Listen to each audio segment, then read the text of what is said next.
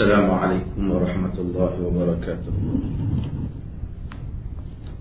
الحمد لله نحمده ونستعينه ونستغفره ونعوذ بالله من شرور أنفسنا ومن سيئات أعمالنا. من يهده الله فلا مضل له ومن يضلل فلا هادي له. أشهد أن لا إله إلا الله وحده لا شريك له وأشهد أن محمدا عبده ورسوله. أما بعد. Hadirin dan hadirat yang dimuliakan, sebenarnya untuk jamaah Ibn Qayyim yang datang, program inilah program daurah yang sedang dianjurkan oleh pelajar-pelajar UAE dan beberapa institusi pengajian yang lain. Cuma malam ini lagi giliran Ana untuk menyampaikan kuliah. Kita buka untuk semua juga. Tajuk yang akan kita bincangkan pada malam ini ialah berhubung dengan fiqh al-amru bil ma'ruf wan nahy 'anil munkar, iaitu berhubung dengan fiqh menyuruh kepada yang ma'ruf dan mencegah daripada yang munkar. Tajuk ini adalah besar, dan kalau nak dibentangkan ia mengambil masa yang panjang. Cuma saya akan meringkaskan insya-Allah satu kertas kerja yang telah saya tulis beberapa bulan yang lalu, yang dibentangkan dalam seminar anjuran Kedutaan Arab Saudi di Perlis, berhubung dengan al-amru bil ma'ruf dan an-nahyu 'anil munkar. Yang pertama, kita tahu bahawasanya asas kepada semua amal Islam dan gerak kerja Islam ialah al-wasatiyah, iaitu kesederhanaan. Islam anti kepada ifrat dan anti kepada tafrid. Ia anti kepada cuai, ia anti kepada melampaui batas. Demikian ia anti kepada cuai. Sesiapa yang melakukan al-amru bil ma'ruf sehingga melampaui batas, ia menyanggahi Al-Quran dan menyanggahi sunnah. Sama seperti ibadat-ibadat yang lain. Sesiapa yang melakukan al-amru bil ma'ruf dan an-nahy 'anil munkar dalam keadaan yang cuai, ia telah cuai daripada titah perintah Allah Subhanahu wa taala. Sebab itu saya selalu membaca ungkapan Syekhul Islam Ibn Taymiyah rahimahullahu ta'ala di dalam Majmu'atul Fatawa. Beliau menyebut, sesungguhnya agama Allah Azza wa Jalla adalah pertengahan antara yang melampau mengenainya dan yang meninggalkannya. Allah Azza wa Jalla tidak memerintahkan hamba-hambanya sesuatu perintah, melainkan syaitan akan mengganggunya dengan dua cara. Syaitan tidak kisah mana satu dia berjaya, tak apa, ikutlah salah satu daripada dua ni. Tak apa syaitan, salah satu daripada dua ni jalan syaitan. Apa dia? Iaitu sama ada ifrat, melampaui batas yang sepatutnya dalam beragama, atau tafrid, iaitu cuai terhadap agama. Oleh kerana Islam adalah agama Allah yang tidak boleh diambil ajarannya dari sesiapa pun selainnya, maka syaitan mengganggu kebanyakan mereka yang mengaku mengikut ajaran ini, sehingga syaitan berjaya mengeluarkan banyak dari kalangan mereka dari ajaran-ajaran syariat. Bahkan syaitan berjaya mengeluarkan sejumlah puak umat ini yang kuat beribadat dan wara, sehingga menjadi terkeluar daripada agama, seperti melururnya anak panah daripada busanya. Ini adalah istilah yang Nabi gunakan kepada Khawarij. Yamrukuna minad din kama yamrukus sahmu minar ramiyah. Tercabut daripada agama sebagaimana tercabutnya anak panah daripada busarnya. Sekalipun Khawarij itu kuat beragama, tetapi melampaui batas boleh mengeluarkan seseorang daripada daerah beragama kepada daerah menderhakai Allah Azza wa Jalla. Sama seperti orang yang cuai tidak memasuki daerah mentaati Allah, berada di dalam daerah menderhakai Allah. Orang yang beragama dan melampaui batas keluar daripada daerah taat kepada Allah kepada daerah menderhakai Allah Azza wa Jalla. Oleh kerana al-amru bil ma'ruf, suruh kepada yang ma'ruf dan cegah daripada yang mungkar adalah ibadah. Maka ibadah di dalam Islam ada peraturan. Seperti mana salat ada peraturan, puasa ada peraturan, zakat ada peraturannya. Maka demikian al-amru bil ma'ruf dan an-nahy 'anil munkar ada peraturannya. Peraturan umumnya kita tahu, iaitu liyabluwakum ayyukum ahsanu amala. Dalam suratul Mulk, untuk Allah Subhanahu wa taala uji siapa di kalangan kamu yang paling baik amalannya, yang paling tepat, iaitu yang paling ikhlas dan paling tepat. Apa kata Ibnu Taimiyah? Kata Ibnu Taimiyah, oleh kerana ini menjadi batasan setiap amal saleh, iaitu tepat, ikhlas dan menepati Quran dan Sunnah. Ini dia punya batasan setiap amal saleh. Maka penyuruh kepada ma'ruf dan pencegah daripada mungkar itu sendiri wajib memenuhi tuntutan tersebut. Jadi aku yang penting aku suruh, yang penting aku cegah mungkar. Aku nak maki ke, aku tak mau maki ke, itu aku punya uslub aku sendiri. No. Ada peraturan. Ada peraturan. Sebab tu kita marah kepada orang yang maki orang lain ceramah. Dia kata, nak marah kat kami. Tu yang buat mungkar tak marah. Kita kata kedua-duanya menyanggahi agama. Kedua-duanya menyanggahi agama. Dia kata orang ceramah kasar sikit dia pakai kalut. Yang orang buat mungkar dia pakai kalut. Kita kalut dua-dua. Kita marah dua-dua. Kerana kedua-duanya menyanggahi Allah dan Rasul. Kerana kedua-duanya jalan syaitan. Dua-duanya jalan syaitan. Kata Ibnu Taimiyah. Maka penyuruh kepada ma'ruf dan pencegah daripada mungkar itu sendiri wajib memenuhi tuntutan tersebut. Justru tidak menjadi amal saleh jika tidak dengan ilmu dan fiqh. Tak ada ilmu, tak ada kepahaman, tak jadi amal saleh. Dia suruh orang benda dia pun tak faham. Dulu ada penceramah kata, kalau dah balik Mekah tak boleh pakai serban, tak payah cakap Islam. Itu bukan al-amru bil ma'ruf. Kemudian lebih berdahal pula.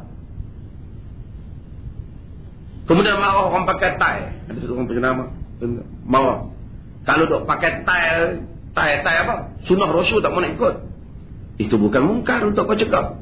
Jadi dia pun tak sendiri tak faham apa yang ma'ruf, apa yang mungkar.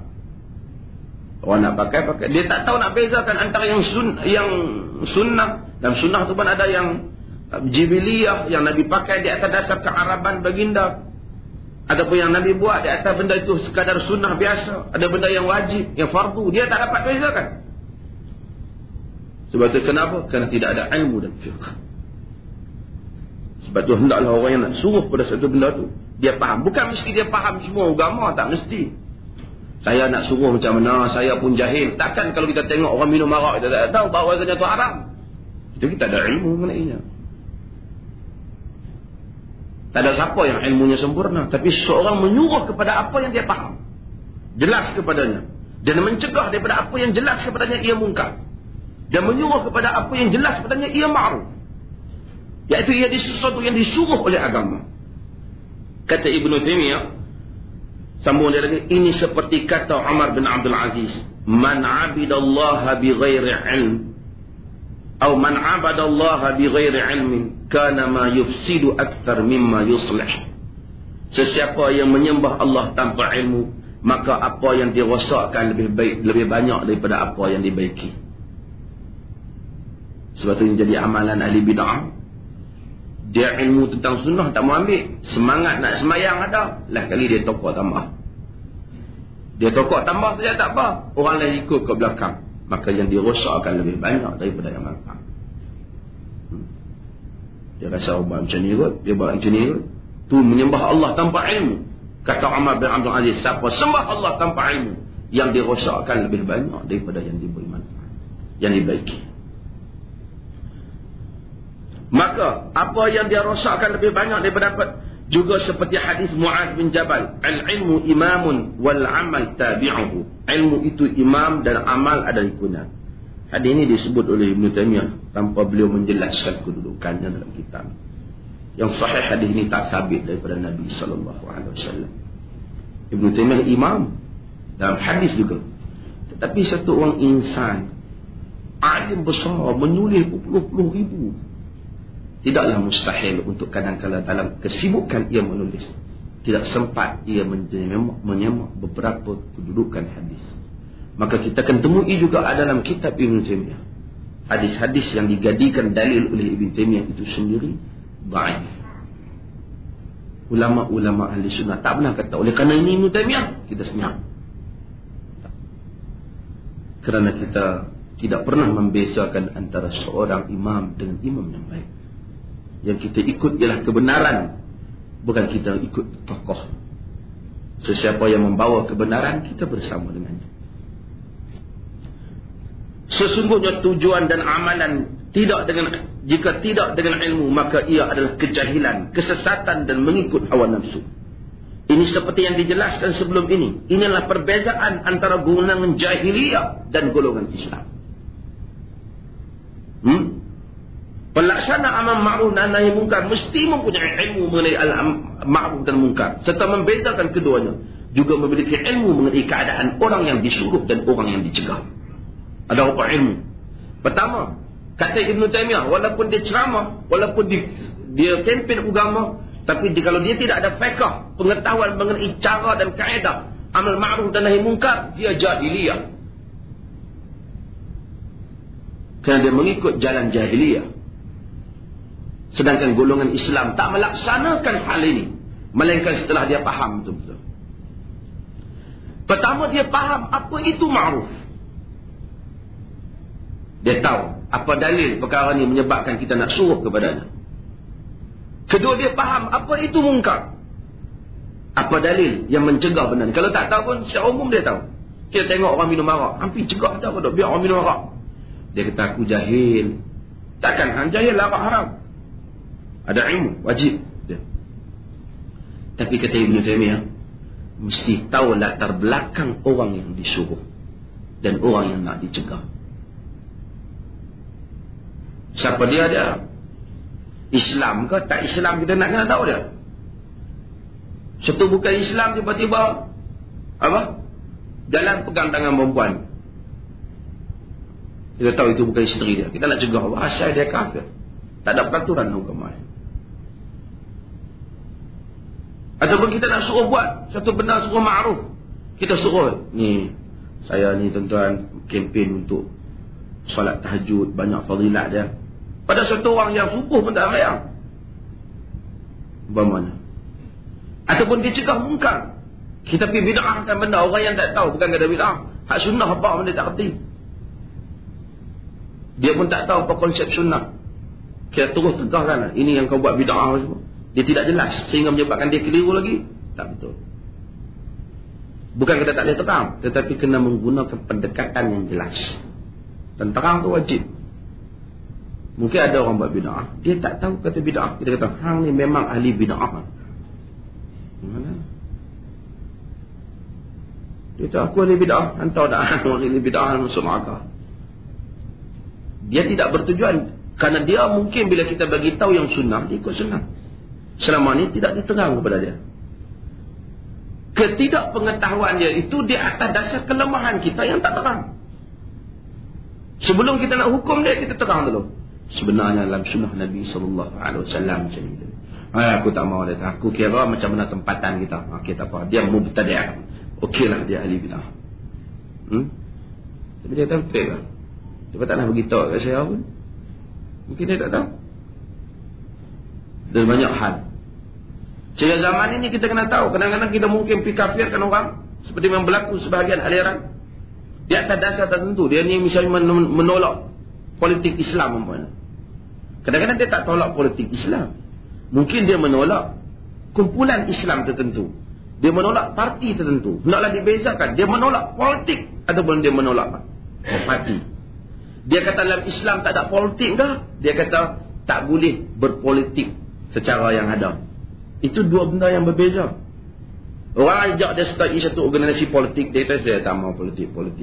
Buat dalam Islam sepikir tak ada macam ni. Dia nafi itu, dia nafi parti ke? Dia nafi sistem Islam. Kalau dia kata dalam Islam tak ada pentadbiran, maksudnya pentadbiran Islam ni tak ada. Itu mungkin. Tapi menyertai kumpulan tertentu. Maka kita kena faham maksudnya. Dan kita faham latar belakangnya. Bila tak faham ini, munculnya khawarij moden. Mengkafirkan orang. Dalam keadaan dia tidak jelas. Apa itu yang dikatakan tafrid? Cuai. Yang pertama, meninggalkan al-amru bil ma'ruf wan nahyi 'anil munkar. Dia tinggal, dia tak buat. Macam kita kebanyakan benda kita tak buat. Orang buat munkar kita biar. Kata al-Imam an-Nawawi rahimahullahu taala, meninggal pada tahun 676 Hijrah, sesungguhnya al-amru bil ma'ruf dan an-nahyi 'anil munkar, suruh pada ma'ruf dan cegah daripada munkar, adalah fardu kifayah. Jika dilaksanakan oleh sebahagian manusia, gugur kesalahan dari sebahagian yang lain. Kita tengok dua orang buat maksiat, kita ada dua orang tahu. Kita tengok. Kita hampir abang dah, benda ni maksiat. Dua-dua kata aku tak mau beli. Segan dia, aku pun segan. Dua-dua berdosa. Kerana dua-dua telah meninggalkan fardu kifayah. Tapi kalau seorang dia abang, Assalamualaikum abang. Assalamualaikum yang berhormat. Assalamualaikum cik. Assalamualaikum ustaz. Benda yang ustaz buat ni dari segi agamanya salah dengan nas Nabi. Jika disengajakan, ia adalah munkar. Abang dah. Fikirlah dia dah. Dia dah apa? Fikirlah. Okey tak apa. Selesai. Fardu? Allah. Fardu kifayah. Jika dilaksanakan oleh sebahagian manusia, gugur kesalahan daripada yang lain. Jika semua meninggalkannya, maka berdosalah setiap yang mampu melakukannya dengan tanpa sebarang keuzuran dan ketakutan. Orang perempuan mungkin tak mampu, dia tak berdosa dalam kampung. Budak-budak yang tak balik tak mampu, tak berdosa. Orang kampung tu yang tak tahu tak berdosa. Tapi orang kampung tu semua yang tahu dan mampu, semuanya berdosa. Tapi kalau 2-3 orang pergi, selamat yang lain. Macam solat jenazah juga. Macam solat jenazah juga. Kita berjalan, kita jumpa orang buat. Tak beritahu dia. Saya pernah cerita tentang kat sahabat-sahabat. Naik rati yang sekali ada satu lelaki yang perempuan, mesti bukan suami saya, budak Melayu, peluk cium sana cium sini. Isteri kita ni tengok macam mana dia ni, duduk tepi sebelah orang tua tu, dia tak kata apa, nampak dia ada janggut, ada lebay. Lama lah buat ni, saya berhenti sini. Hampa ni tak ada tempat lain je ke? Kata ni tu senyap. Dia tahan. Senyap. Orang tu kata bagus nak macam tu. Pakcik pun sama kata tak nak marah tak. Dia begitu tak. Saja dia peringat dah. Duduk tepi hang tu saja. Lebay tu ada. Terkejut tak aku pula kena. Tak apa. Lain kali hang ingat sikit. Kemudian, ia mungkin menjadi fardu ain ke atas seorang. Ini mungkin di tempat yang tiada siapa yang tahu melainkan dia. Kalau tempat tu tak ada siapa yang tahu melainkan dia. Atau tiada siapa yang mampu mencegahnya melainkan dia. Seperti seorang yang melihat isteri atau anaknya atau hambanya melakukan mungkar atau mengurangi ma'ruf. Kalau dalam rumah kita bapa, al-amru bil ma'ruf wa nahyi 'anil munkar tu jadi apa? Kita fardu kifayah, fardu ain. Fardu ain. Jadi bila tak apa benda fardu kifayah, aku tak suruh bini aku Tok Imam dosa. Apa kaitan dengan Tok Imam pula? Tok Imam tak tengok. Hanya di rumah kita siapa yang tahu? Kita yang tahu. Fardu ain kepada kita. Kalau mungkar tu dilakukan oleh Perdana Menteri, yang tahu tu ialah penasihat Perdana Menteri. Fardu ain kepada kifayah dah. Fardu ain kepada penasihat Perdana Menteri. Kalau ia dilakukan oleh raja, yang tahu itu penasihat raja. Tapi dia kata lain kali orang lain tegur lah. Dia yang tahu. Fardu ain kepada dia. Jika dilakukan dalam kampung tu, mungkar, Orang lain semua tahu benda tu, tapi dia orang tak tahu kita mungkar. Kita aja tahu. Sebab kita ada ilmu bab tu.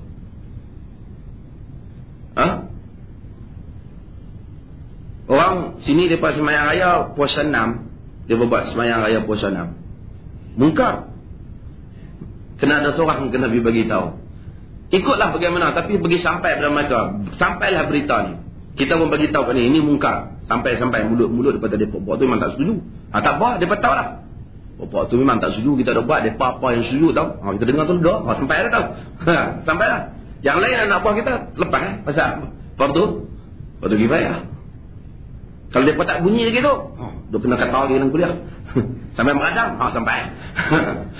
Sampai.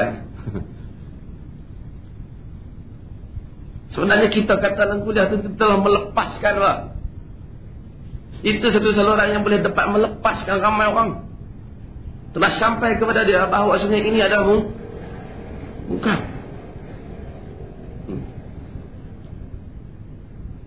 Ramai yang menganggap melakukan amrun bil ma'ruf adalah pilihan masyarakat. Sama ada dia teringin, dia tak mau teringin, itu dia punya. Babalah, ini kerja dakwah, kerja hamba. Saya tak terlibat, ini kerja ustaz. Ramai orang anggap itu satu kesalahan. Lu'ina alladhina kafaru min bani Israel ala lisani Daud wa Isa bin Maryam. Dzalika bima 'asaw wa kanu ya'tadun, kanu la yatanahu 'an munkarin fa'alu, labi'sa ma kanu yaf'alun. Dilaknat Bani Israel di atas lidah Nabi Allah Daud dan Isa bin Maryam.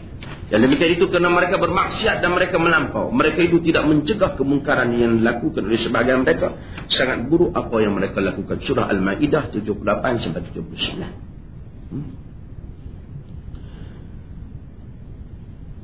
Berikutnya, benda yang perlu kita tahu. Tak suruh kepada ma'ruf. Meninggalkan amal ma'ruf dan nahi mungkar adalah lambang kepada kelemahan iman. Setengah orang kata, saya dah balik kampung kan, dia cakap benda-benda ni salah. Mukhalafah dengan sunnah yang buat. Apa yang handuk kalut? Tu imam tu tahu. Lama dah makan garam lebih dah. Duduk di kampung ni lagi lama pada hampa. Duduklah kerja dakwah pun lama lah dia ni. Tak pernah dia duk kucai orang buat benda ni. Nyampa main kucai. Dia dah apa? Meninggalkan al-amru bil ma'ruf dan nahi munkar. Lambang kepada kelemahan iman. Kita pun ada lemah iman. Iman kata lemah. Tapi dalam bab ini tentu dah dia lemah. Kerana Nabi kata, man ra'a minkum munkaran falyughayyir apa? Falyughayyirhu bi yadihi. Siapa yang melihat kemungkaran taklah dia ubah dengan tangan. Fa illam yastati' fa bi lisani. Fa illam yastati' fa bi qalbi. Wa dhalika at'aful iman. Siapa tengok mungkar, falyughayyirhu bi yadihi. Ubah dengan tangan. Fa illam yastati' fa bi lisani. Jika dia tak mampu dengan lidah. Jika dia tak mampu juga dengan hati, itu adalah selemah-lemah iman. Kita nak kata pun tak mampu. Sekarang mungkin saya sendiri mungkin ada, tuan-tuan pun mungkin ada. Ada satu mungkar berlaku, kita nak kata belum sampai masa kita. Nak kata tak berani. Pasal kalau kata kita nampak dia pergi kesan bahaya dia yang besar. Tapi kita benci juga. Benci dengan apa? Dengan hati. Tanda benci dengan hati, kita tak hidup sekali. Kata hang ni duk pergi buat benda-benda yang mungkar kau. Aku benci hati dia lah. Apa bencilah hati yang pergi duduk sekali berjam-jam dengan dia? Itu tidak membuktikan benci dengan hati.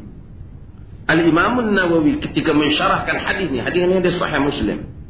Kata dia, perkataan Nabi SAW falyughayyirhu adalah perintah wajib dengan ijma' umat Islam. Mewajibkan al-amru bil ma'ruf dan nahi 'anil munkar ini bertepatan dengan Al-Quran, Sunnah dan ijma'.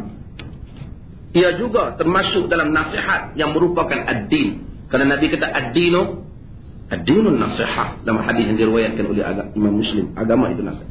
Tidak berbeza pegangan ini melainkan golongan Rafidah yang tidak diambil kira perbezaan mereka. Puak Syiah kata tak apa. Kerana dalam puak Syiah ada bab apa? Taqiyah. Syiah ni dia taqiyah, dia boleh buat sama macam dengan kita. Kita kata pun dia kata sekali macam kita. Tapi hati dia kata kita sembunyikan iman kita. Kita sembunyikan iman kita.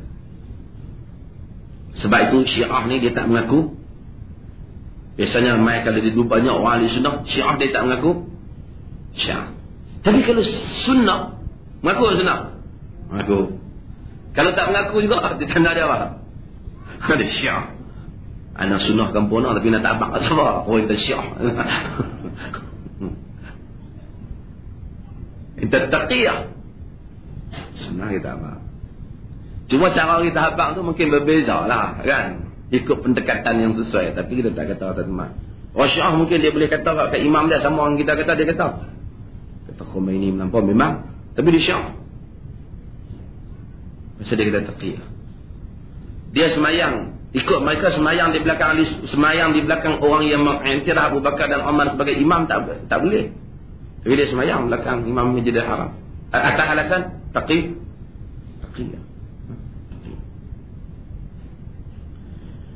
Berikutnya, duduk dalam majlis maksiat adalah mungkar. Kita duduk. Kita tak sokong kita duduk dalam majlis mungkar. Adalah maksiat. Ataupun orang duduk bersembang. Majlis ni bukan satu majlis yang mesti ada bermula, tak. Majlis ni satu program ataupun satu keadaan, suasana orang duduk bersembang, orang cerca Allah, cerca Rasul, hina sunnah, hina Quran. Kita duduk sengat. Padahal kita boleh bangkit. Padahal kita boleh cegah, kita tak cegah. Ataupun kita tak mampu cegah. Maka semua orang berkuasa. Kita mampu bangkit dan tinggal majlis. Kita tak buat kedua-dua. Kita sebenarnya termasuk daripada orang yang melakukan mungkar.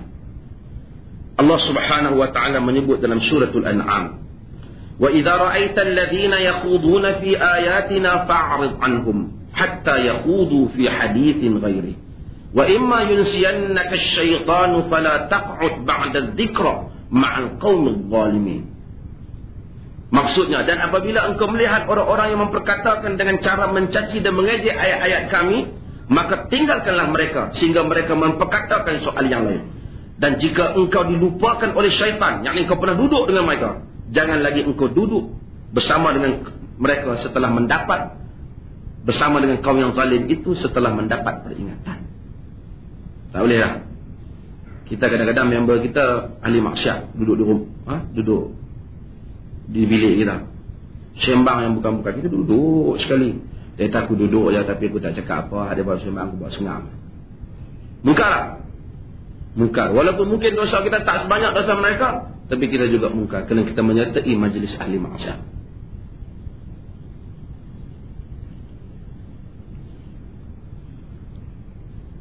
Duduk dengan kaki cucuk rokok keliling, mungkar tak? Pak Ji, mungkar ke? Dia sama. Semua pekat dunia kita merokok kan? Dia bajak kawan-kawan yang merokok, kita pergi tumpang kaki, tak rokok, kita duduk senang. Sembang. Engkau tak? Engkau je? Takut.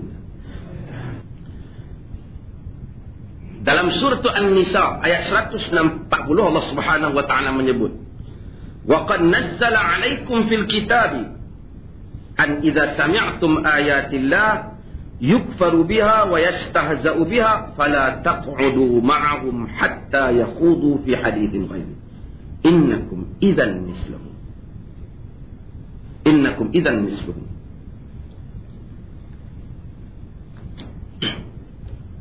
Maksudnya, dan sesungguhnya Allah telah pun menurunkan kepada kamu di dalam Al-Quran, apabila engkau mendengar ayat-ayat Allah diingkar, diejek-ejek, yang oleh kaum kafir dan munafik atau orang yang sama dengan mereka, maka janganlah kamu duduk bergaul dengan mereka sehingga mereka masuk dalam persoalan yang lain. Mereka cakap benda lain. Lagi dia tak ubah topik dia, tak boleh duduk. Kerana sesungguhnya kalau kamu buat macam tu, kamu sama seperti mereka. Kalau dia tak mau ubah tajuk, dia mula dah cakap satu benda, kita tanya. Dia geng-geng jahat, dia nak hina satu orang tokoh agama. Tokoh ni baik. Kita kata, hampa ubah tajuk, dia tak nak belah. Kalau dia tak ubah, kita sama ada kita cakap, hampa buat mungkar. Kalau kita tak mampu, kita tinggal majlis. Kalau kita duduk, kata Allah Subhanahu wa ta'ala, "Innakum idzan misluhum." Kalau macam tu, kamu sama dengan mereka. Di antara benda yang salah, yang dianggap cuai di dalam al-amru bil ma'ruf wan nahi 'anil munkar ini, ialah meninggalkan al-amru bil ma'ruf, tinggalkan menyuruh pada yang ma'ruf dan mencegah yang munkar atas alasan perkara ini khilafiyah. Atas alasan ia khilafiyah. Nanti saya akan syarahkan benda ni lagi panjang. Sedangkan telah nyata, kalau perkara itu memang khilafiyah, yang memang khilaf itu diiktiraf oleh agama, seperti nak baca jahar ataupun nak baca sir basmalah, itu kita tidak namakan sebagai mungkar. Tetapi kalau ternyata khilaf dalam masalah ni, khilaf yang mana pihak yang satu lagi itu dalilnya salah, walaupun mungkin imam yang ijtihad dulu ni Tuhan bagi satu pahala lah, kerana dia berusaha tapi dia salah, kita yang tahu ijtihad dia salah, tak boleh ikut dia. Sebab tu bila tiba-tiba satu orang main sokok, kita kata kita buat mungkar, kita kena kata sepatah, kita hang ni nak bawah benda ni khilaf ya. Ada ustaz kata boleh, boleh tak? Kita ni khilafiah. Pasal apa tak mahu ada duit sokok ni? Khilafiah saja. Ashabul Kufah, Ibn Taymiyah sebut dalam An-Nuraniyah, Ashabul Kufah kata minum arak yang sedikit ataupun yang lain, arak yang tak dibuat daripada anggur dan tamar, walaupun boleh memabukkan, tidak dianggap sebagai arak. Sebagai mazhab sebut kalau minum arak yang sedikit tak mabuk tak apa, ada kaul. Main malam kemerdekaan, cek dia buah arak sikit, dia minum depan kita. Kita kata haram saya minum arak. Khilaf biasa. Oh, dia kata khilaf biasa. Macam contoh yang saya nampak. Masa satu orang perempuan tanggalkan tudung lah, tak tutup aurat. Kita kata kena tutup aurat. Dia kata tak payah ha? Mana boleh Nabi hadis Quran, hadis wanita wajib tutup kepala. Khilaf ya syekh, ada qaul Ibn Ashur. Boleh? Kita pun biar jalan dah khilaf ya. Apa? Dan siapa tak suruh dia anak perempuan tutup aurat? Khilaf ya syekh. Siapa bini yang tak tutup aurat? Khilaf ya syekh.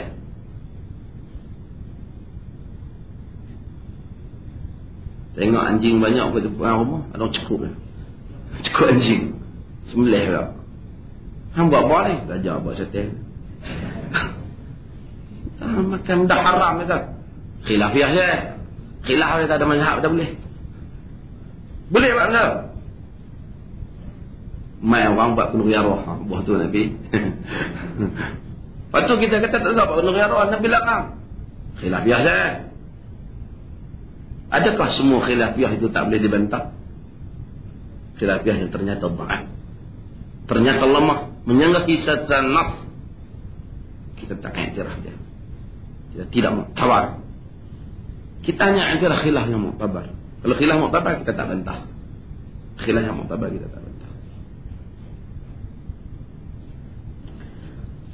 Sekarang kita akan bincang macam mana yang dikatakan melampau di dalam al-amru bil ma'ruf dan nahi 'anil munkar.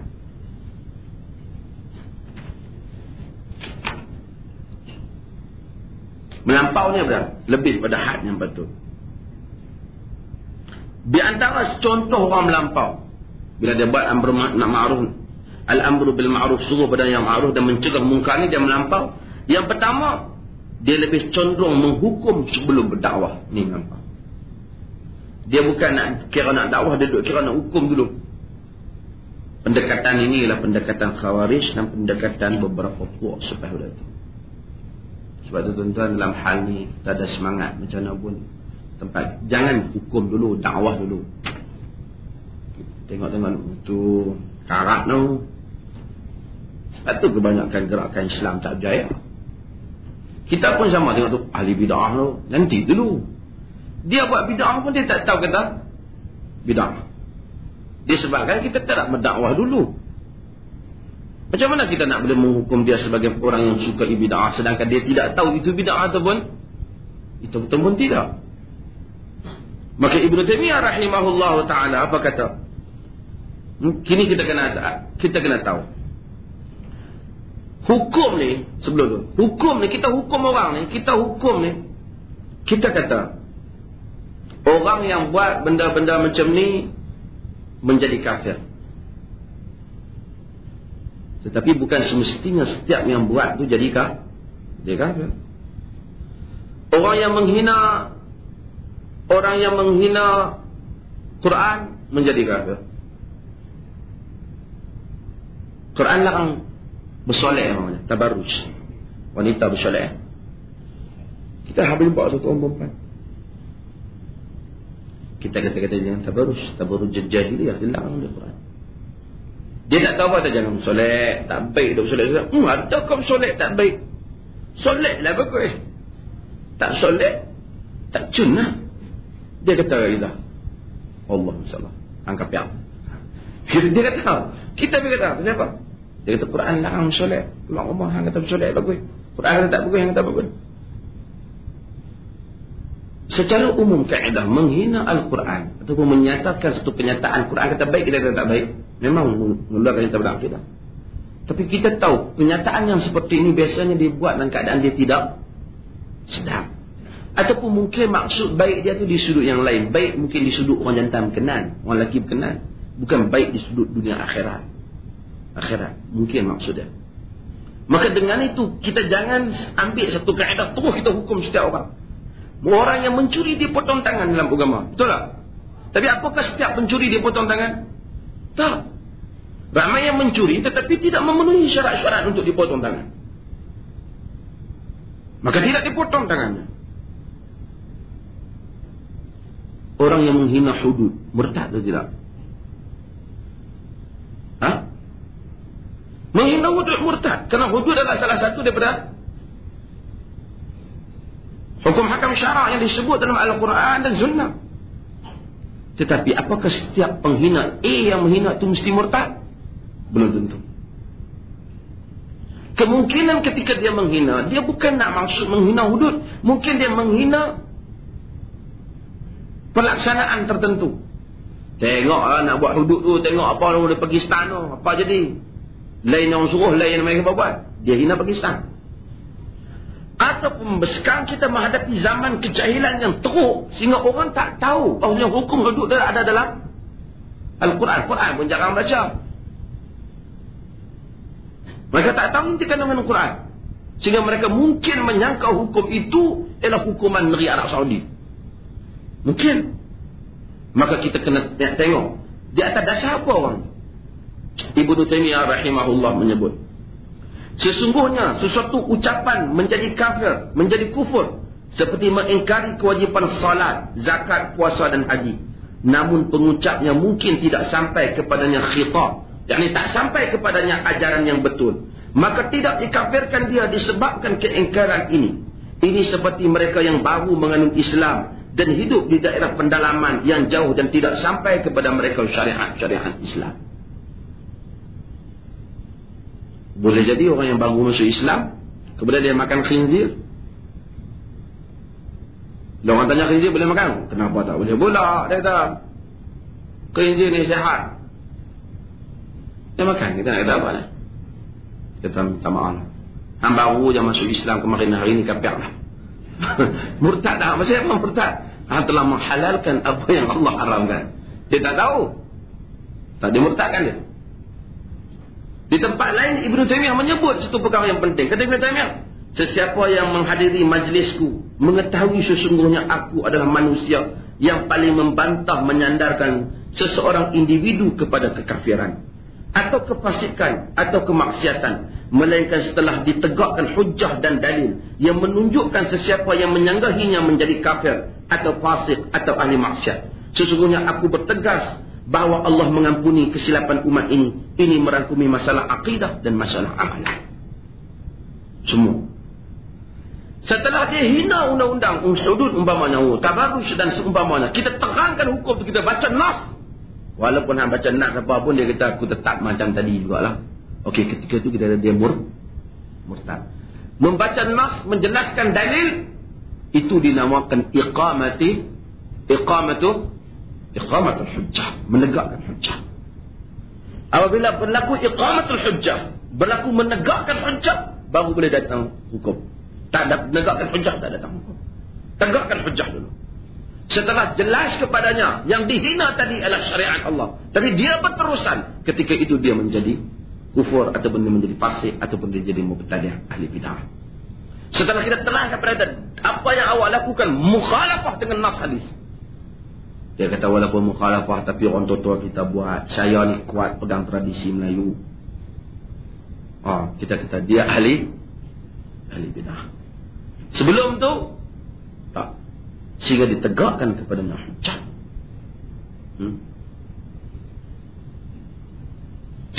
Dan golongan yang melampau dalam masalah ini ialah mereka cepat menghukum sebelum daripada menilai keadaan latar belakang orang berkenaan. Dan kita selalu baca hadis Hatib bin Abi Balta'ah. Saya dalam kuliah di sini, untuk sahabat-sahabat di Ibn Qayyim, saya baca hadis Hatib bin Abi Balta'ah. Apa kata Ali bin Abi Talib? Katanya, ba'athani Rasulullah sallallahu alaihi wasallam wa Aba Mirtad wa Zubair wa kulluna Faris. Nabi hantar aku, Aba Mirtad, Az-Zubair mana? Az-Zubair Ibn Awam. Sebab itu bila kita tengok Ali berperang dengan Zubair dalam peperangan Jamal, maka kita rasa ini adalah benda yang mendatang. Mereka semua baik tu. Nabi hantar tiga-tiga kami. Kami semua penunggang kuda, kata Ali. Kata Nabi, intaliqu hatta ta'tu raudata khakh fa inna biha imra'atun minal musyrikin ma'aha kitabun min Hatib bin Abi Balta'ah. Pergi kamu kepada raudatul khakh, karena di sana ada seorang perempuan dari kalangan musyrikin, bersamanya surat daripada Hatib bin Abi Balta'ah. Hatib bin Abi Balta'ah ni seorang sahabat Nabi, yang mana sahabat setia yang telah terlibat di dalam peperangan Badar, berjihad menentang kaum musyrikin. Kita tahu bahawasanya antara darjat yang tertinggi di kalangan sahabat itu ialah ahli Badar. Sampai bila pun sahabat, kalau kita ingat masa mereka yang bangkit memberontak menentang Ali bin Abi Thalib, menentang kerajaan Osman, dan Osman dibunuh, mereka nak lantik Ali. Ali kata, hadza laisa min sya'nikum wa innama min sya'ni ahli Badar. Ini bukan urusan kamu, ini adalah urusan ahli Badar. Maksudnya mereka yang terlibat dalam menyertai peperangan Badar itu mempunyai nilai yang besar di kalangan sahabat. Hatib bin Abi Balta'ah adalah salah seorang daripada mereka yang terlibat. Sayangnya dia telah bagi satu surat kepada wanita kafir untuk dihantar kepada Mekah. Ilal musyrikina fa adraknaha tasiru ala ba'irin laha haitsu qala Rasulullah sallallahu alaihi wasallam.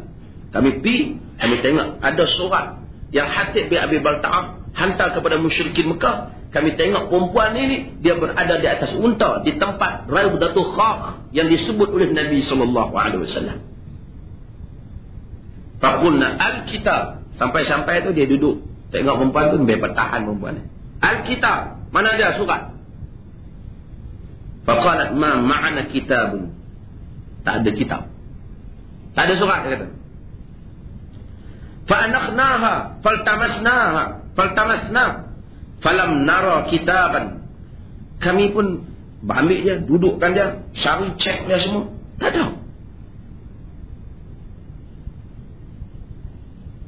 Ali kata, kami semua kata, faqulna ma kadzaba Rasulullah sallallahu alaihi wasallam. Rasulullah tidak pernah bohong. Kalau kata ada. Tengok sahabat dia pada kata, macam mana Nabi kata ada? Kita cik tak ada. Itu iman, kan? Percaya Nabi menerima wahyu.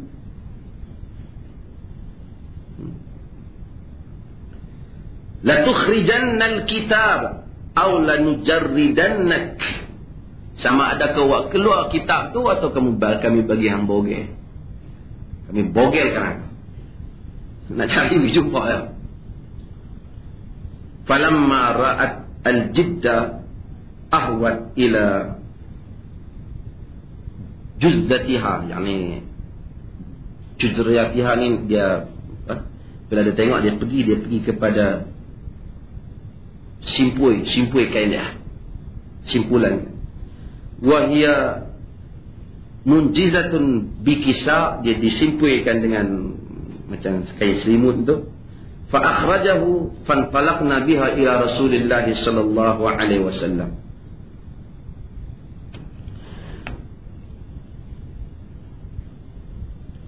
Dia kata, kemudian dia keluarkan surat tu, kami ambil, kami pergi kepada Rasulullah sallallahu alaihi wasallam. Faqala Umar, ya Rasulullah, qad khana Allah wa rasul. Bila sampai surat tu, bawa surat tu pada Nabi, dia tengok surat tu daripada Hatib bin Abi Balta'ah, dia hantar kepada musyrikin Mekah. Dia bagi tahu musyrikin Mekah bahawasanya, aku tengok Muhammad sedang bersiap dengan suatu angkatan tentera. Dalam riwayat lain, aku rasa dia bermaksud ingin menyerang Mekah. Macam tu saja dia tak suruh kata. Sebagai riwayat kata, faqud hizrakum, kamu ambil langkah berhati-hati. Hukuman Umar yang cadang betul, bunuh. Kita khianat lah, pengkhianatan besar, strategi ketenteraan. Nabi dan tabiat baginda pun bila bersiap satu tentera, baginda tak bagi tahu dah tentera ni nak pergi mana. Sebab Hatib pun dia tak pasti, dia agak lah. Nabi hanya bagi tahu kepada kepala-kepala besar saja. Itu strategi Nabi dia dulu. Pergerakan tentera hanya akan diketahui kemudian. Masa bersiap tu orang tak tahu.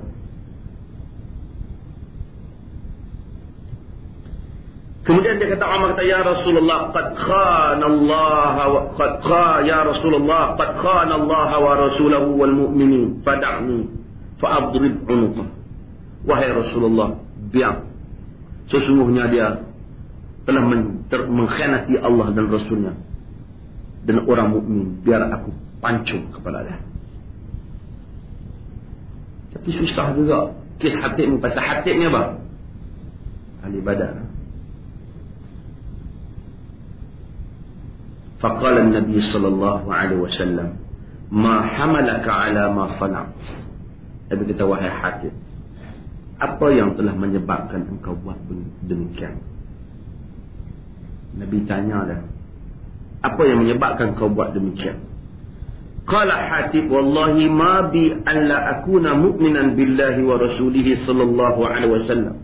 Aradtu an takuna li 'inda al-qaum yadun yadfa'u Allah biha an ahli wa mali wa laysa ahadun min ashabika illa lahu hunaka min 'ashirati man yadfa'u Allah bihi an ahlihi wa mali. Wahai Rasulullah, aku ni tak pernah pun nak berniat nak mengkhianati Allah dan Rasulnya sejak aku beriman, kecuali aku dengan tujuan supaya surat ni bolehlah Allah jadikan dia dapat menyelamatkan kaum keluarga aku. Semua sahabat-sahabat engkau ni wahai Rasulullah, di Mekah sana mereka ada orang yang dapat menjaga kaum keluarga mereka. Aku ni orang luar. Dan sebenarnya riwayat ini kata, aku ni orang luar datang ke Mekah. Kalau mari kalau kita serang Mekah, orang lain semua walau sorok kan, jaga pelihara dia punya anak isteri dia dengan adik-beradik dia yang ada sana, kaum kerabat dia yang ada sana. Aku siapalah nak lindung anak isteri aku. Jadi aku hantar surat. Mudah-mudahan mereka terima kasih kat suratku ini, mereka lindung anak isteri aku masa peperangan nanti. Itu tujuan dia. Dan dia kata, kalau Allah dan Rasul mau menang, tak nanti orang dengan surat ni.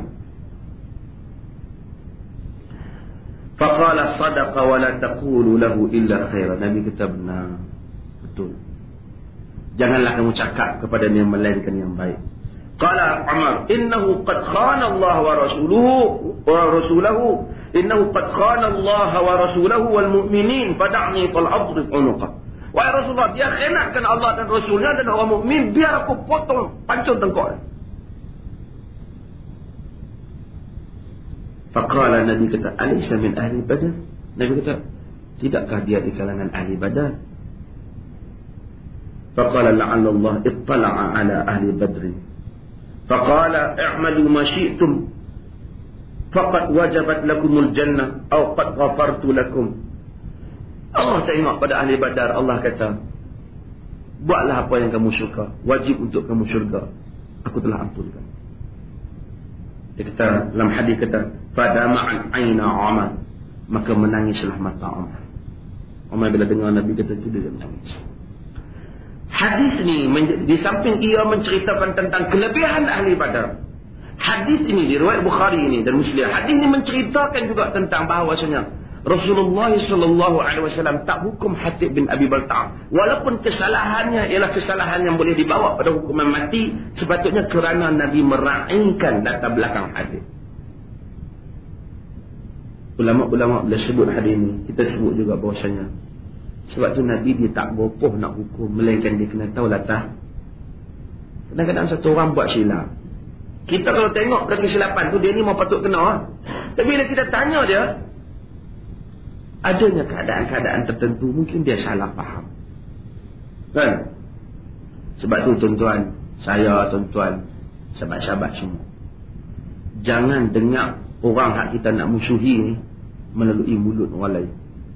Terutama bila dia sahabat kita, orang ni sahabat baik kita, orang lain cerita kita dengar tu nak ketahui. Padahal kalau kita tanya sahabat tu sendiri, dia kata sebenarnya cerita tu bukan macam tu. Kan banyak sejarah hidup kita ni macam tu je. Dah. Banyak orang yang kita telah musuhi ni, sahabat-sahabat baik kita, ataupun orang yang rapat dengan kita, hanya disebabkan salah faham, kerana kita tidak memahami latar peristiwa, yang mana peristiwa tu kita marah pada dia. Maka pahami latar peristiwa, apa di sebalik peristiwa. Maka sebab itu sebelum kita nak hukum satu benda itu sebagai mungkar, kerana dia ni ahli mungkar dan ahli maksiat, kita faham pasal apa benda ni berlaku. Tiba-tiba sahabat kita ni telah buat satu aktiviti yang kita duk ingat dia sunnah kita, tiba-tiba menyertai aktiviti mungkar, apa aktiviti bid'ah, kita jahanam lah, sunnah elok pergi jadi ahli bid'ah lah. Ramai kita pun tak mau panggil, jangan panggil dah dia ahli bid'ah. Bila kita tanya dia sendiri, mungkin dia cerita benda lain. Sebenarnya kejadiannya begini. Ketika tu kalau aku tak terlibat, dia punya bahaya dia begini. Aku terpaksa. Jadi kita kena dengan, maka dia di dalam bil ma'ruf dan nahi anil munkar, jangan cepat menghukum sebelum mengetahui latar belakang. Yang berikutnya hendaklah menimbang ketika kita nak bertindak suruh ma'ruf dan nahi munkar itu, kita hendaklah menimbang sejauh mana kalau kita buat yang ni mungkar, kesan baik dia bagaimana, kesan buruk dia bagaimana. Menimbang antara maslahah dan mafsadah, sejauh mana kebaikan dan sejauh mana kerosakan. Sebab itu dalam hadis Nabi sallallahu alaihi wasallam, bila Nabi sallallahu alaihi wasallam sebut khiyaru a'immatikum alladhi tuhibbunahum wa yuhibbunakum, sebaik-baik pemimpin kamu ialah yang mana kamu sayangkan mereka, mereka sayangkan kamu. Yusalluna alaikum wa tusalluna alaihim, kamu doa kepada mereka, mereka doa kepada kamu. Wa syiraru a'immatikum alladhi tubghidunahum wa yubghidunakum, seburuk-buruk pemimpin kamu ialah pemimpin yang kamu meluat kat mereka, mereka meluat pada kamu. Kamu bencikan mereka, mereka bencikan kamu. Wa tal'anunahum wa yal'anunakum, kamu melaknat mereka dan mereka melaknat kamu. Qila ya Rasulullah afala nunabiduhum bisayf, wahai Rasulullah, tidakkah boleh kami perangi pemimpin hak jenis ni dengan pedang? Kerja duk laknat rakyat ya. Semua orang meluat kat dia, kita perang bang dia dengan pedang. Faqala la, Nabi kata tidak, ma aqamu fikumus salat, selagi mana mereka itu mendirikan salat. Sebab apa? Pada Nabi kata wa idza ra'aitum min wulatikum syai'an takrahunahu fa akrahu amalahu wa la tanzi'u yadan min ta'ah. Bila kamu tengok daripada pemimpin-pemimpin kamu benda yang kamu tak suka, bencikanlah kejahatan dia, jangan kamu cabut tangan daripada ketaatan. Hadis ini diriwayatkan oleh Imam Muslim. Pasal apa dia tak boleh? Ni sahabat yo, pasal tak boleh? Kerana mafsadah lebih banyak daripada masalah. Kadang-kadang kita fikir dari segi semangat, kalau boleh, ada peluru bubuh, tak buat bercerah habis. Kalau sungguh kita boleh bagi cerah berhabis, tak apa. Cerah tu tak habis lah, kita yang buat. Kita yang habis. Sebab tu pemerintah, syarat dia nak jadi pemerintah, dia rasyukah. Dia ada kekuatan ketenteraan. Tidak jadi pemerintah. Orang di Algeria telah rasai bahawasanya dengan rakyat keluar sebagaikan lautan menyokong gerakan Islam ni, tak tumbang gerakan Islam.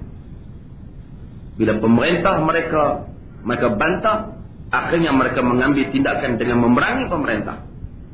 Maka keluar beramai-ramai ke jalan raya membawa senjata. Yang mana mampu senjata, yang lain keluar saja. Berlaku peperangan antara pemerintah dan rakyat yang memakan masa bertahun-tahun. Menumpahkan darah berpuluh-puluh ribu orang. Tak ada kerajaan Islam yang ditegak. Dan tak ada kerajaan aman. Habislah masjid untuk dimakmur. Rosaklah orang ramai. Dirogol wanita. Mati orang-orang yang tak berdosa. Dibunuh anak-anak. Demikian baginda melarang. Mu'jizat Nabi. Padahal kalau mereka sabar, tu mungkin yang mereka tak dapat tu hukum hudud yang tak berjalan, ataupun maksiat yang banyak, mungkar yang banyak, ataupun penyelewengan harta. Tapi bila mereka keluar, penyelewengan nyawa, pembunuhan secara berluasa, tidak aman, dihalang orang ramai memasuki masjid. Maka dengan itu para ulama menghalang hal ini sehalang sejelas-jelasnya. Ibnu Taimiyah kata, golongan kedua yang hanya hendak menyuruh kepada ma'ruf dan melarang mungkar, sama ada dengan lidah atau dengan tangan, tanpa memiliki fik, kesantunan dan kesabaran, dan penilaian apa yang memberi kebaikan dan apa yang tidak, apa yang dia mampu dan tidak. Lalu dia melakukan amal ma'ruf dan nahi mungkar dengan menyangka dia telah melakukan ketaatan kepada Allah dan Rasul, padahal dia melanggar batasan Allah. Ini kena jaga. Kita duk sangka bila kita pergi duk buat amal suruh mungkar, suruh ma'ruf cegah mungkar ni kita buat ibadat. Sebenarnya kita buat mungkar yang baru. Katanya, aku telah mengatakan mengenai hukum memerangi para pemerintah di berbagai tempat. Kesimpulannya di semua tempat itu, kaedah umumnya apabila bertentangan atau bertembung antara kemaslahatan, yakni kebaikan dan kerosakan, atau kebaikan dan keburukan, maka wajib ditarjih yang lebih rajih antara keduanya. Sesungguhnya amal ma'ruf dan nahi mungkar sekalipun mengandungi tujuan menghasilkan kebaikan dan menolak kerosakan, namun mesti dilihat kepada yang bertembung dengannya. Jika ia menyebabkan kehilangan kemaslahatan atau membawa kerosakan yang lebih besar, maka tidak lagi disuruh oleh syarak. Bahkan ia menjadi haram sekiranya kerosakan yang melebihi kemaslahatan. Namun ukuran kemaslahatan dan kerosakan hendaklah dengan timbangan syariat. Kita boleh duk dakwah elok. Kita boleh duk kuliah di satu masjid umpamanya.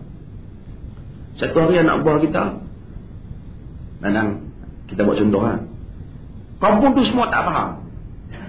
Kita nak naik khutbah, dia mesti ada upacara serah tungkat. Dia ada dua orang. Kita larang upacara serah tungkat, dia tak bagi kita khutbah.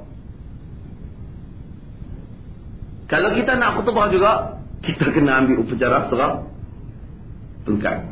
Antara dua tu untuk sementara waktu, yang mana lebih maslahah? Kalau kita lawan upacara serah tungkat tu, orang kampung tu semua tak tahu apa nak jelas, tak ada mikrofon. Boleh habang kat 3-4 orang tu tak mau dengar lah. Betul tak? Tapi kalau kita naik pergi atas mimbar dulu, agak lama kita duduk terang-terang ada apa. Lama-lama dengan serah tungkat tu pun habis ya? Maka masalah. Tapi kita tak terlibat dalam bicara-bicara tu. Kalau orang kita pergi suruh buat tu, kita tak buat. Dia yang buat. Kita kalau pergi bangkang Gunung Arwah secara terbuka, daripada Gunung Arwah kita bertonton bukan ditonton. Yang ni Nabi tak suruh, marahlah. Habis yang kita mampu pula, kita tak pergi ya. Kita tak pergi. Tapi janganlah kerana nak dakwah kita pergi jadi tekong. Tu kita pula pergi jadi kepala. Cuma kita dengan keadaan kita benci benda ni dengan hati kita. Kita tak buat.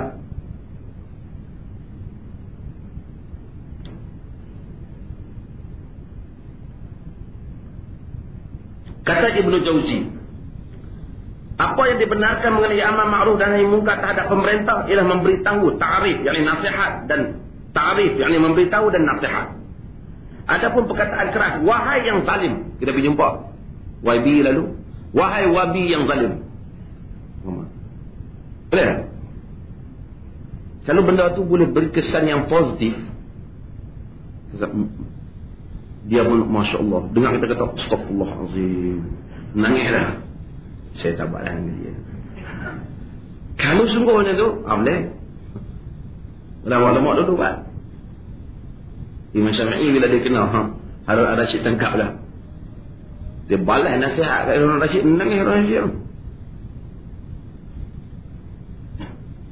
Dan ramai para ulama dulu hebat kalau kita mampu lah.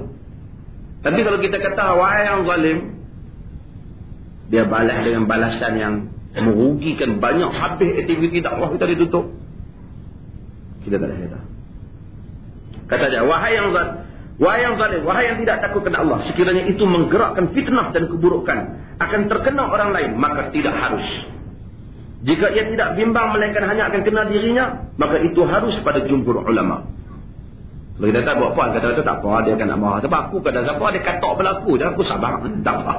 Tak apa. Tapi kalau kita ni, orang tahu, kata orang tahu, kita ni Syekh Wahab kita lah, dia terlibat banyak dengan aktiviti dan Syekh Qatim, terlibat banyak sini. Dia kata satu benda pada satu tempat yang dia anggap kalau dia kata backfire dan nanti mai kepada semua gerakan dakwah. Kalau itu, maka dia tak boleh kata. Kata Ibnu Jauzi. Kalau dia rasa dia tak apa, dia Lone Ranger, seorang-seorang kan. Kalau kata apa, wah habis sangat orang tangkap, ketok belah. Orang tak kaitkan dia dengan lain, tak apa. Kalau kait tu, maksudnya kalau kait tu sekadar orang nak marah, tak apalah. Kita bimbang dengan ucapan itu habis merosakkan rangkaian dakwah yang lain sehingga dakwah tak boleh bergerak. Sekadar dengan dia kata, lepas tu orang pakai kata kepada dia dan kepada jemaah dia juga, itu biasalah. Dakwah ni memang orang kena kata. Tapi yang penting jangan orang bertindak sehingga gerakan dakwah tu tak dapat bergerak. Kata Ibnu Jauzi, aku berpendapat perkara itu dilarang. Ini kerana tujuan amr ma'ruf nahi munkar untuk menghapuskan munkar. Dengan menggunakan perkataan yang keras menyebabkan pemerintah bertindak melakukan perbuatan munkar. Ini lebih munkar dari munkar yang hendak dihapuskan.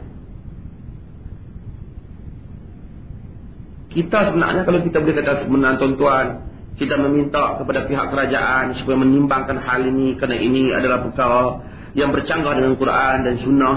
Kerajaan mendengar. Dia kata orang ramai tak perhati kita buat tu. Tiba-tiba kita pergi kata bongok, balul, pekak badak, tak reti. Kepala bapak hang. Apa? Ayo. Cerai. Kita pergi kata yang mana dia bertindak terus membenci benda tu. Dan menganggap fobia, menjadi fobia dengan Islam dan dakwah. Menyebabkan benda yang patut boleh diubah, dia terus tak ubah dan dia tokok tambah lagi. Bahkan dia bertindak dengan dia hapuskan. Dulu benda ni, kalau kita ingat, masa tahun era 80-an atau 90-an, dia antara Zohor dengan antara lepas waktu pejabat, lepas Zohor, memang ada apa? Sesi yang diberikan untuk pendakwah-pendakwah ni berdakwah di pejabat-pejabat kerajaan. Dapat kesempatan tu. Dan kesempatan tu berjaya. Ramai pendakwah yang menyebabkan ramai kadang-kadang ada kesedaran Islam. Bak bangkit tu kita tengok orang pakai tudung, orang pakai apa. Tapi sebahagian daripada yang ada ni dia ambil kesempatan memaki pemerintah. Bukan kita kata pemerintah betul, tapi dia ambil maki. Akhirnya kalau pergi tutup kuliah dia saja tak apa, ditutup apa? Ditutup semua. Kawan hak nasihat betul pun tak boleh. Semua cukup. Dia rasa dia dakwah, sebenarnya dia buat munkar. Nah, perkara ini mesti kita kena. Bukan artinya kita sokong benda munkar tu, kita tak sokong, tapi kita jangan buat satu pendekatan yang akhirnya apa? Yang akhirnya memberikan kesan negatif. Kalau kesan negatif itu bermaksud saya tak maulah dakwah yang orang marah, itu bukan maksud dia. Dakwah mesti orang marah. Tapi maksud jangan kesan tu menyebabkan orang bertindak menokok tambah mungkar yang baru.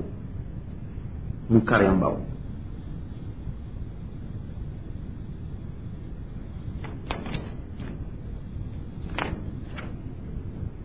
Dan akhirnya sebelum saya buka pada soal jawab, kita tak boleh berkeras dalam masalah ijtihadiyah. Ijtihad ni masalah yang ada 2-3 pandangan. Kita pergi dengar Allahu Akbar, tengok mayam, tengok Bismillahirrahmanirrahim, tengok kata Subhanallah, Subhanallah, dia jahat. Kita kata dalam kebanyakan kerana imam-imam dalam hal ini, sehingga Ibn Jauzi, Ibn Qayyim sendiri, dia kata Rasulullah jahat dan sir, walaupun dalam bagi kebanyakan hal baginda adalah sir dalam basmalah. Masa Bukhari mungkin sir dalam basmalah.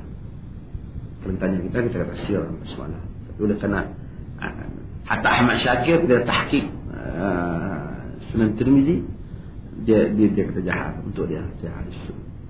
Tapi kita oleh kerana benda tu kita kata ijtihadiyah. Dalil boleh menyokong kedua-dua. Dalil boleh menyokong kedua-dua. Tetapi kalau perkara tu umpamanya yang lain, burdah atau pakai burdah, tak pakai burdah. Nak muslimah kita pakai burdah, tak pakai burdah, kita tahu mungkar. Kita berkerah. Sedangkan benda ni benda ijtihadiyah. Khilafiyah ijtihadiyah yang muktabar, yang mana jumhur majoriti para ulama menyatakan muka tidaklah aurat. Muka tidaklah aurat. Namun kalau masalah tu ternyata pendapat ulama bercanggah dengan nas hadis, ketika itu kita bantah. Sekalipun ulama tu bersama nak cakap. Tengok apa kata Ibn Qayyim. Pendapat mereka yang menyebut sesungguhnya masalah khilaf tiada bantahan padanya adalah tidak benar. Ini kerana sesungguhnya bantahan boleh ditujukan kepada pendapat atau fatwa atau amalan.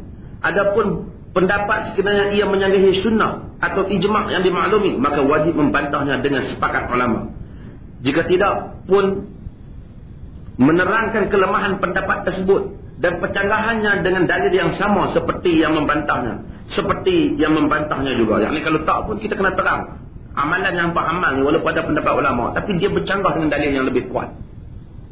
Adapun amalan jika ia menyanggahi sunnah atau ijma' wajib dibantah berdasarkan peringkat-peringkat bantahan. Bagaimana mungkin seorang faqih berkata tiada bantahan dalam masalah yang ada perbezaan padanya, sedangkan seluruh fuqaha dari berbagai aliran secara jelas menyatakan terbatalnya hukum zaman seorang hakim apabila ia menyanggahi Al-Quran dan Sunnah. Seluruh fuqaha kata kalau hakim buat satu undang dalam mahkamah, tiba-tiba orang buktikan menyanggahi Quran dan Sunnah, batal sekalipun undang telah dijatuhkan. Sekalipun jika ada ulama lain yang mempersetujuinya. Adapun jika dalam masalah tersebut tiada dalil sunnah atau ijma', maka ijtihad mengenainya diizinkan dan tidak dibantah mujtahid dan muqallid yang beramal dengannya. Apa yang menjadi keliru ialah sebab orang yang menyebut kaedah ini menganggap masalah khilaf adalah masalah ijtihad seperti yang dipegang oleh setengah golongan yang tidak memiliki tahqiq dalam ilmu. Jadi hal ini dibantah, dan Asy-Syaukani menyatakan benda yang lebih baik. Kata Asy-Syaukani, ungkapan tiada bantahan dalam masalah khilaf telah menjadi sebesar-besar penghalang pintu amar ma'ruf dan nahi munkar yang nilaian dan kedudukan seperti yang telah kami terangkan dan jelaskan.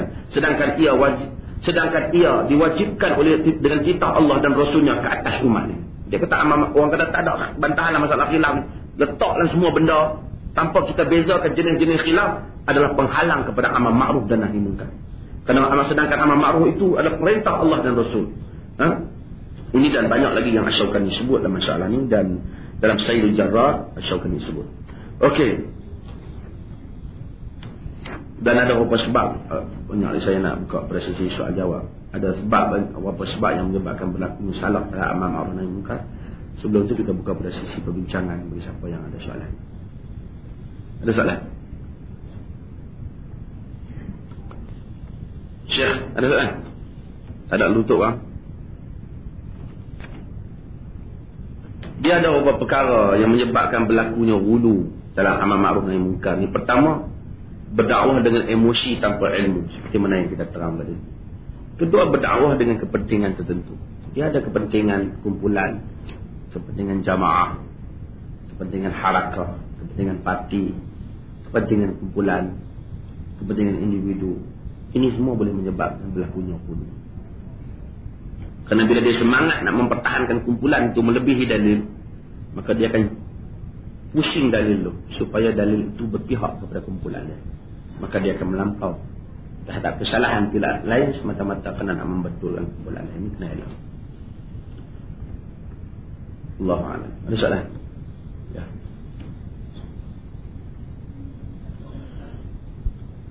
Ada orang yang terlibat dengan parti semata-mata kerana nak mempertahankan parti. Kita kena tengok ada apa jenis.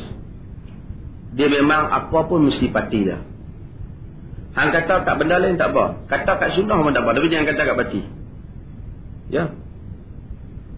Bila kita kata benda ni tak boleh entah pimpinan kita buat. Dia telah menjadikan pimpinan dia sebagai dalil syarak. Daripada segala daripada Al-Quran dan Sunnah, pimpinan dia sebagai dalil. Orang ini dah penyeru kepada parti dia. Mereka ini termasuk di antara orang-orang yang menyeru selain daripada jalan Allah Subhanahu Wa Taala. Dan mereka akan menilai semua benda berdasarkan parti. Dia akan tengok satu orang. Betul macam Pak Nasir saya pun baca. Dan Pak Nasir ada apa kata. Sebab tu Pak Nasir dia tidak mengambil dekatan parti. Pak Nasir satu tokoh yang baik daripada Indonesia. Dan parti sentiasa menganggap orang lain musuh. Sehingga dalam benda banyak perkara dia akan tanya, dia tu orang kita ke tak? Walaupun kadang-kadang orang tu berhebat. Dia tadi tu memang ilmu hebat tapi tak mau jadi ahli. Dia telah meletakkan partinya lebih besar daripada agamanya. Sedangkan persaudaraan Islam itu ialah dengan kalimah syahadah, syahadu an la ilaha illallah wa syahadu anna Muhammadar Rasulullah. Tapi dia telah menggantikan itu dengan partinya. Tak mustahil, sebab tu saya kata ini adalah khawarij moden. Dia telah gantikan dengan partinya. Padahal kalau sekiranya dia kata, yalah tak kisahlah dia mana-mana pun, yang penting dia sokong perjuangan kita. Lebih baik. Kan? Lebih baik. Ada, tapi bukan semua orang macam tu. Tapi ada, bahkan masalahnya kumpulan seperti ini dominan dalam aliran kepartian. Dominan. Sehingga di universiti pun sama. Sama-sama aliran tu kadang-kadang semuanya nak Islam lah. Ada kumpulan ni. Tapi tak boleh nak duduk sekali buat ni. Nak merebut anak buah lah. Nak merebut anak buah usrah lah. Padahal kalau kita fikir dari segi logik. Kalau budak ni hang dah ambil dia bagi jadi usrah, dia pun jadi baik. Pakai tutup aurat elok semayang. Lega lah aku dah. Kerja ni aku tak payah buat dah. Dia dah buat. Tapi dia tak fikir macam tu. Melainkan kau ada benda. Kalau budak tu kita bagi, kita tak kisah kau pergi mana pun. Cuma kau sudi mendengar seruan kita pada sunnah Nabi cukup. Menjadi pergi apa-apa ikut. Tak? Ada kumpulan yang macam ni, dia sangat ekstrim. Dia tak mau. Walaupun kadang-kadang dalam ungkapan Salam Abdullah Yaakob. Salam Abdullah Yaakob, saya ingat dalam kuliah-kuliah dia, pedai dia bagi tu. Kalau orang yang tak parti, kalau dia dengar kuliah dia, kalau yang parti yang satu lagi, cabut dengar. Tetapi bila dia kata bahawasanya sembahyang di belakang parti tertentu boleh, selagi tidak terbukti dia murtad, boleh solat. Mereka reject lah. Mereka reject. Ada masjid tak benar kan dia? Padahal di sudut lain dia dah kuat tu. Kerana mereka kata tak jelas, tak clear. Kumpulan seperti ini dia dominan. Walaupun kita tak kata bukan mesti itu hasrat parti. Parti-parti apa pun bukan mesti itu hasrat dah. Tetapi dia kadang-kadang hak jenis ni ramai. Kerana hak cerdik dengan hak tak cerdik, mana lebih banyak lah dalam masyarakat ni. Tak cerdik ramai. Dan tak cerdik ni dia syok. Dia sendiri mayang. Kadang-kadang dia marah kat parti lain. Parti lain tu orang bang mesti ada kat duduk cerak di masjid. Dia duduk sembang pasal parti dia. tu pun semangat parti dia. Dan kumpulan seperti ini, orang seperti majoriti kalau kita tengok, dan orang jahil ni majoriti, dia berparti ni ekstrim, buta perut dan tak tahu kalau. Cuba kita tengok kalau ada majlis ceramah, hak duk pergi minum makan sup tu, bihun sup kan, dengan betul-betul pergi dengar apa ramai. Itu dari segi kumpulan sendiri tu. Dia pergi makan sup sembang angkawal, oi, ambil mana apa. Dia penceramah nombor 313 daripada penceramah atas pentas sampai kecil-kecil dia penceramah. Ada. Habis penceramah tamat, dia pun balik. Dia dengar ujung-ujung tu sambil kan. Bukan dia nak dengar sangat, tapi dia jadi suatu ketangsuban. Satu syok tu. Syok dia tu. Sebab tu bukti syok ni tak lama. Pelajar-pelajar kita yang duduk di universiti yang kuat parti jenis ni, dia balik kampung dia mati. Siapa tak support ni? Ini banyak. Dengan kita tak boleh zalim dalam hal. Ada juga yang terlibat dalam parti ni, dia tak begitu. Dia anggap parti ni ialah ruang kadang-kadang dia untuk melafazkan rasa hati dia. Dia memberikan sumbangan tertentu. Dengan dia tidak pernah menyatakan bahawasanya semua yang parti dia buat betul. Dia tak kata. Dan golongan ni sikit. Kita ada sahabat-sahabat sini pun kuat juga, ada jatuh kuasa. Dan kita tahu macam tu lah. Dan mereka tahu, walaupun mereka tahu bahawasanya yang salah-salah. Cuma kadang-kadang itu memberi ruang kepada mereka apa? Mereka bekerja barangkali. Ataupun ada kemaslahatan yang mereka lihat pada ijtihad dia, Pak. Pada ijtihad mereka. Maka mungkin. Tapi hendaklah dia jangan melampau. Dan dia jangan ada sikap hizbiyah, kepartian. Maksudnya kalau orang nak berkelahi pun nak parti pun tapi kalau hampa ajak buat kerja, hampa nak buat apa? Nak tolong bagi budak-budak apa? Kelas budak-budak ni pasti apa ni? Pi. Benar tu. Jangan tak ada apa memang untuk budak-budak. Boleh beragama sikit boleh. Kita tolong kan. Nabi maki orang tapi ya. Kan? Nak tolong bagi kat pakai miskin boleh. Cumanya bila, sebab tu kita kena elak, bila kita nak bagi pada orang satu benda ni, kita tak perlu kita ajak diri kita, tak usah nak bagi di atas nama kumpulan kita. Bagi ya. Kalau kebetulan dia tahu tak apa, tak bagi, siapa nak bagi. Tapi kumpulan ni, kecenderungan parti tu ada ke sikit. Wallahu ta'ala. Bukan ada tak boleh, tapi ada belum ada. Untuk membuktikan sehingga jamaah tertentu boleh menyatakan kepada jamaah tertentu, inilah jalan yang paling tepat. Tak boleh. Kerana dari segi wakil, dari segi realiti, belum dapat dibuktikan. Dari segi manhaj juga. Sebab tu serulah kepada dakwah Islam terumum. Tengok pulang, jamaah tertentu panggil orang sembahyang. Alhamdulillah. Okay. Kita umum kita tengok kan. Dia dipanggil apa? Dia suruh orang main sembahyang jemaah. Okay. Dia suruh keluar pergi India. Kita no. Dia suruh kata wajib menegakkan undang-undang hudud. Oh yes, kita sokong. Tapi dia suruh maki orang yang tak pati dah. No. Yang ni pula seru kepada apa? Sistem ekonomi Islam. Yes, kita sokong. Kita syumul dalam hal ni. Sebab jadi orang yang munsif. Tak ada rikat. Alangkah baiknya jika parti-parti ataupun jamaah-jamaah Islam ni, mereka dapat menilai orang lain. Kita tengok tokoh-tokoh besar, Nasruddin Albani, tidak ada mana-mana jamaah. Ibn Baz, Utsaimin, hatta Muhammad Ghazali pada akhir hayat dia. Qardawi walaupun ada intimak daripada ikhwan, tapi apa sangat dengan ikhwan sekarang? Semua tokoh-tokoh besar mereka tidak terlibat.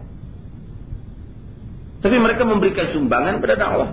Bahkan mereka tu sendiri institusi dakwah. Alangkah baik jika jamaah-jamaah ini tidak ekstrim. Ambil manfaat. InsyaAllah. Ziarah orang ni. InsyaAllah masih banyak sumbangan minta, seruan minta kepada solat, seruan minta pada puasa, seruan minta pada sunnah. Cuma kalau boleh minta tolong kami sikit, seru orang kepada benda ni. Mungkin orang boleh kata sama tu. Tapi dia mengambil pendekatan yang ekstrim.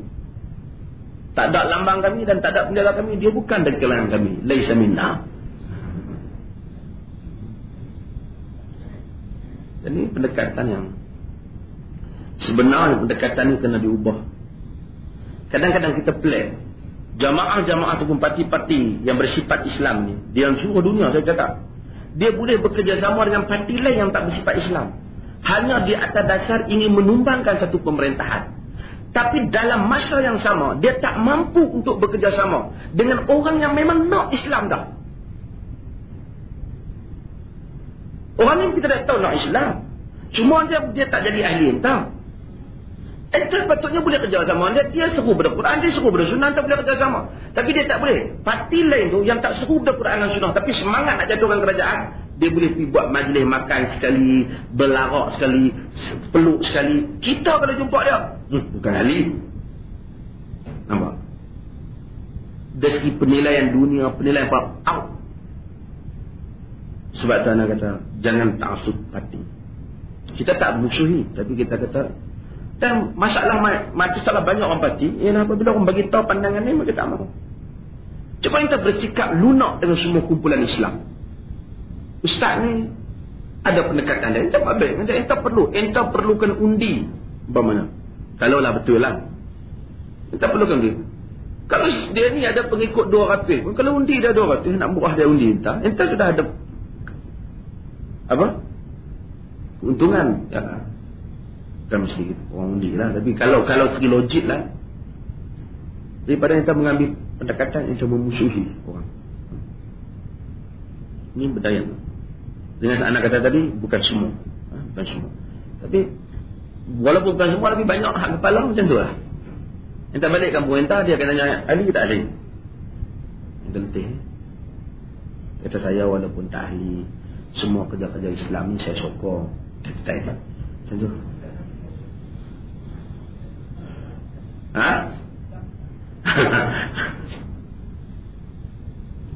Tak, kita pengalaman, kita cakap benda yang betul. Bukan saya cakap Agus apa? Agus apa saya cakap? Ha? Penganalisa politik tu. Ha? Agus Yusuf kata benda yang sama. Dia penganalisa politik. Orang Kelantan, dia kata bahawasanya parti yang ada ni tidak pandai mengambil hati orang yang minat Islam, yang berada atas pagar, yang mereka ni tak berpihak pada mana, mereka ni tak memusuhi. Tapi kau ambil tak jadi, tak jelas. Sedangkan Nabi SAW pada Islam, ada orang yang Nabi jadikan ahlu zimmah, ada orang Nabi jadikan apa? Kafir harbi kan, ahlul harb. Tu pada hari agama tu. Ada orang kafir pun tak sama. Ada kafir yang memusuhi agama, ada kafir yang tak musuhi agama. Kafir yang tak musuhi agama, Nabi bela dia, Nabi lindungi dia dalam negara Islam. Kamu orang yang tak kafir, no Islam, cuma tak kamu pun, kamu tak boleh bela dan kamu musuhi, belum membentuk kerajaan.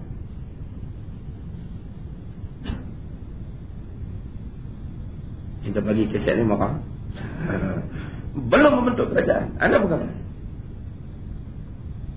Kita kena berfikir benda ni secara logik.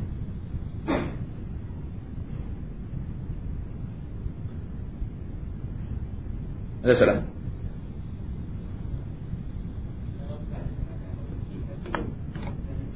Entah saya boleh ni.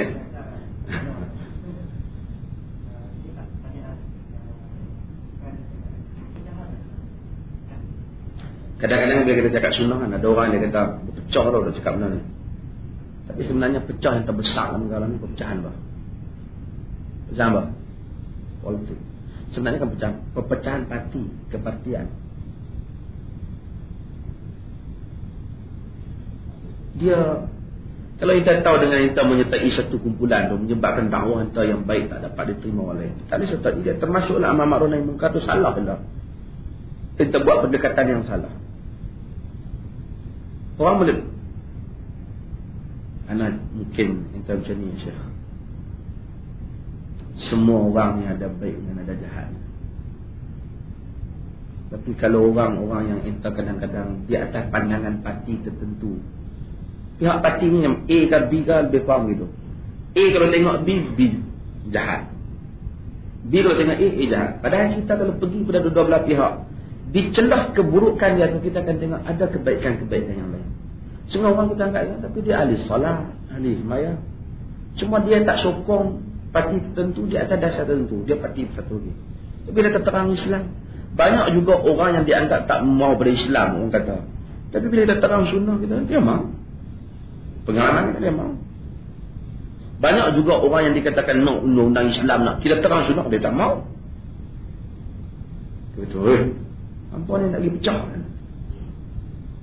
Dah lama dah untuk kita buat. Dia tak mau. Benda ni sedih.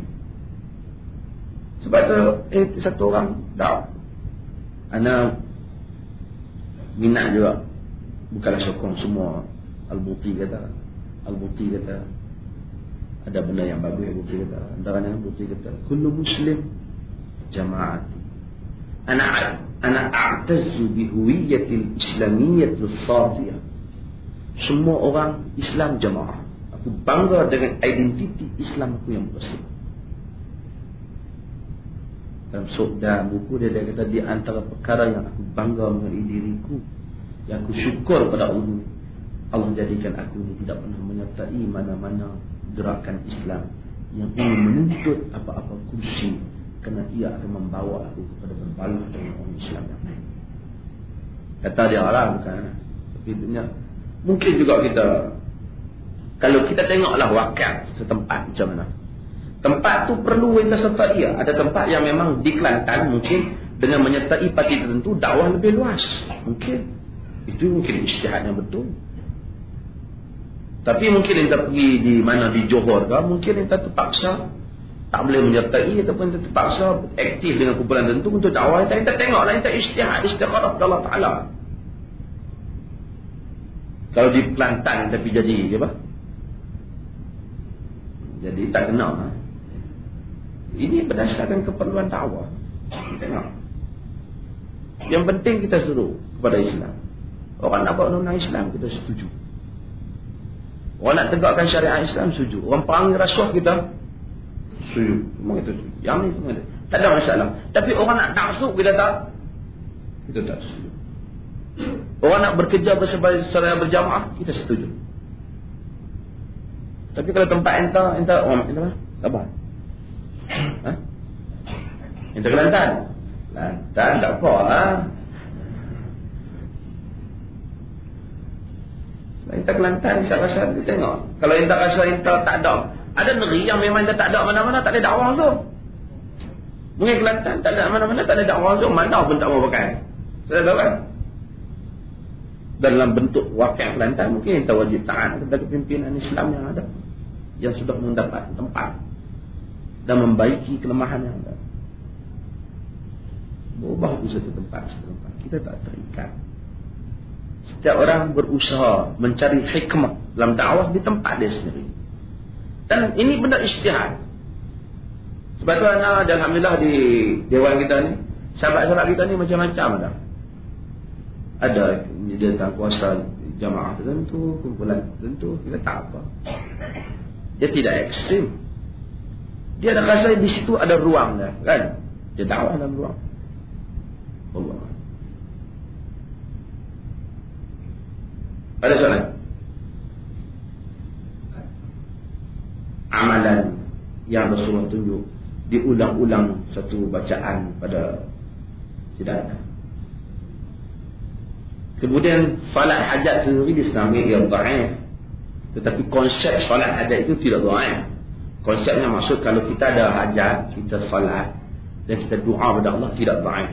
Ada hadis Tirmizi. Walaupun hadis Tirmizi tentang salat hajat itu dhaif, tapi hadis tentang lelaki buta yang pergi tanya Nabi itu, Nabi sebut suruh dia salat, tidak dhaif. Konsep tu. Bila ada apa-apa masalah, kan? Wasta'inu bis-sabri was-salat. Jadi salat dan doa. Betul. Ini semua banyak. Kerana konsepnya macam kita juga. Bila apa-apa masalah, salat istisqa dan doa. Jadi salat dan doa.